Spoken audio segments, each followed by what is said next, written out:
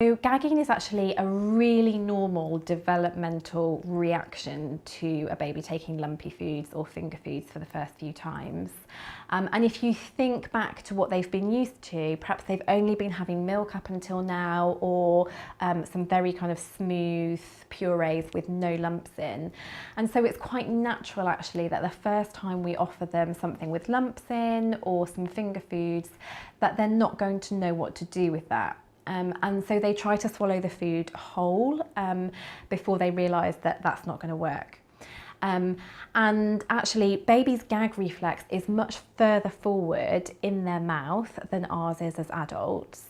And that's really designed as a safety mechanism so that the gag reflex kicks in when the food hits the back of the mouth, and it is designed to stop them from choking. So what you will notice when a baby is gagging on food is that they will go quite red, and you might get some quite nasty kind of coughing or what sounds perhaps a little bit like choking, but actually if they were really choking they would be very silent and they would go blue. Whereas actually if they're red and they are making lots of noise, it's just their body working out what to do with that food. And there is a little video here of my child when he was weaning, just to show you what the gagging reflex looks like. So you can have a look at this. And it will just demonstrate to you actually kind of how normal it is and what the whole process looks like. Now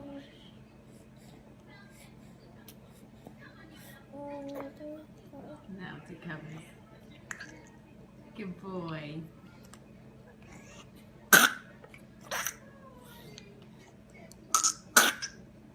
You got it?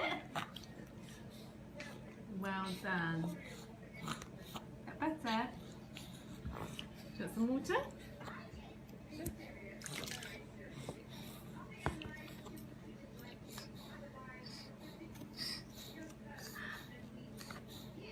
And the key things to remember to avoid any risk of choking is that actually if you are sitting your baby in an appropriate position, so they have a straight back with good head and neck control, and as long as you never leave them alone with any food, then you have really minimised the risk of that baby choking on food.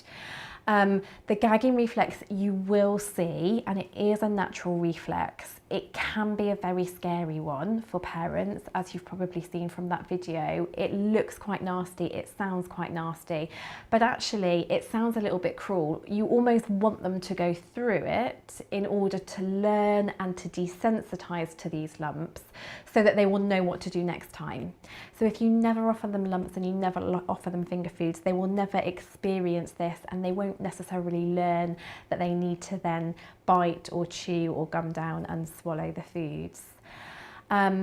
What is helpful, and it doesn't always come very naturally for parents, so don't worry if you feel that this goes against every sort of instinct that your body is telling you, but it's helpful if you can try and remain quite calm and relaxed whilst this is happening, because if you panic, your baby is likely to panic too, and it can perhaps put them off or make it a little bit more anxiety filled for them next time they go through it. But if you kind of sit back, keep an eye on them, keep watching, making sure that they are still red and they're still noisy, and they will gradually work that process out themselves.